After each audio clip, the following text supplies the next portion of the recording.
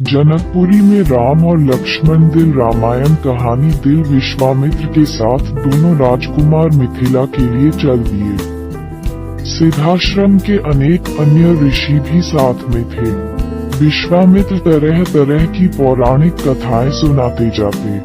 नए स्थानों और वनों में श्रीराम उनसे पूछते और मुनि बड़े प्रेम से उनकी कथा बताते। सोन नदी को पाकर वे सब एक बड़े सुंदर प्रदेश में पहुँचे। वहाँ बड़े सुहावन वन थे। श्रीराम ने उस देश के बारे में मुनि से पूछा। विश्वामित्र ने बताया कि यह मेरा ही देश है। बहुत पहले मैं यहाँ का राजा था। इसी प्रसंग में उन्होंने अपनी वंशावली भी राम लक्ष्मण को बताई। रात को विश्राम के वे फिर आगे बढ़े। विश्वामित्र ने गंगा की उत्पत्ति, पार्वती की कथा और स्वामी कार्तिक के जन्म की कहानी राम लक्ष्मण को मार्ग में सुनाई। जब वे मिथिला के निकट पहुँचे तो नगर के बाहर उन्हें एक सुना सा आश्रम दिखाई पड़ा। श्रीराम ने उसके विषय में जानना चाहा। ऋषि बोले, किसी समय ये गौतम मुनि का आश्रम था। जब वे अपनी पत्नी अहल्या के साथ यहाँ रहते थे तब इसकी शोभा अद्भुत थी। एक दिन बड़ी दुखद घटना हुई। एक रात को सवेरा हो जाने के भ्रम में जब गौतम ऋषि गंगा स्नान को गए तो ऋषि के भेष में इंद्र आश्रम में घुस आया। जब वह आश्रम से निकल रहा था उसी समय महर्षि गौतम आ पहुँचे। इंद्र को देखकर उन्हें क्रोध आ गया। उसे कठोर शाप दिया। उन्होंने अहल्या का भी त्याग कर दिया। अब वह पत्थर की मूर्ति की तरह रहती है। मन में राम राम कहती हुई दिन काट रही है। ये कथा सुनकर राम को अहल्या पर दया आई। राम ने बढ़कर ऋषि पत्नी के पैर छुए। राम का स्पर्श पाते ही अहल्या शाप मुक्त हो गई। वह पहले की तरह सुंदर भी हो गई। गौतम ऋषि ने भी अहल्या को सहर्ष स्वीकार कर लिया। इस घटना से राम का यश और फैल गया। राजा जनक को विश्वामित्र के आने का समाचार मिला।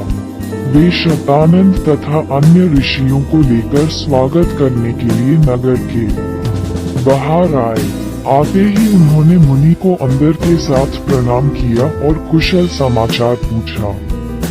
जब उनकी दृष्टि राम लक्ष्मण की ओर गई तब राजा जनक की आंखें खुली की खुली रह गई।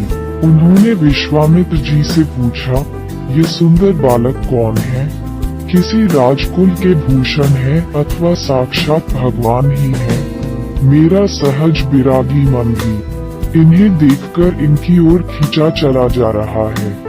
विश्वामित्र ने कहा, महाराज आपका कहना ठीक ही है। ये कौशल नरेश महाराज दशरथ के पुत्र हैं। आपके सुनाप नाम के विचित्र धनुष को दिखाने के लिए मैं इन्हें अपने साथ ले आया हूँ। पुत्री सीता के विवाह के संबंध में जो आपने प्रण किया है उसे मैं सुन चुका हूँ। राजा जनक ने मुनि की स्तुति की और यज्ञशाला के निकट ही एक रमणीक उद्यान में मुनि और राम लक्ष्मण के ठहरने का प्रबंध कर दिया। तेहि क्षण राम मध्य धनु तोरा भरे भुवन धुरी घोर कठोरा। अगले दिन गुरु विश्वामित्र के साथ राम लक्ष्मण यज्ञशाला में गए। राजा ने उन्हें एक ऊंचे आसन पर बैठाया।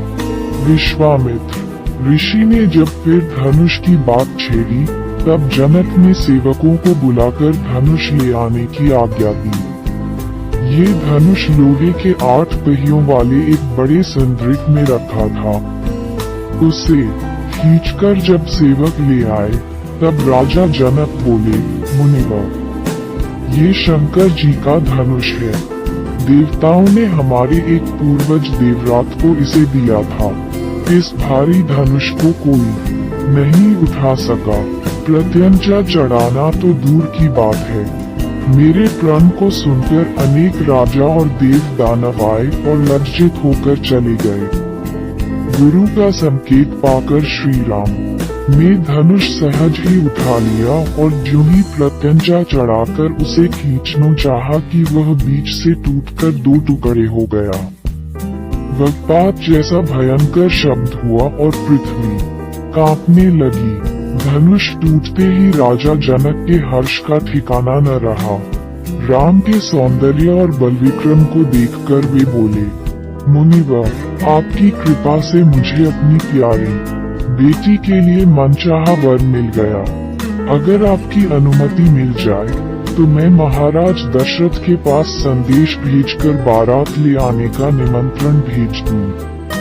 विश्वामित्र बोले, अब क्या पूछना, शुभ कार्य में देर क्यों की जाए। राजा जनक ने अपने चतुर मंत्रियों को शीघ्रगामी रथ द्वारा अयोध्या जाने की आज्ञा दी।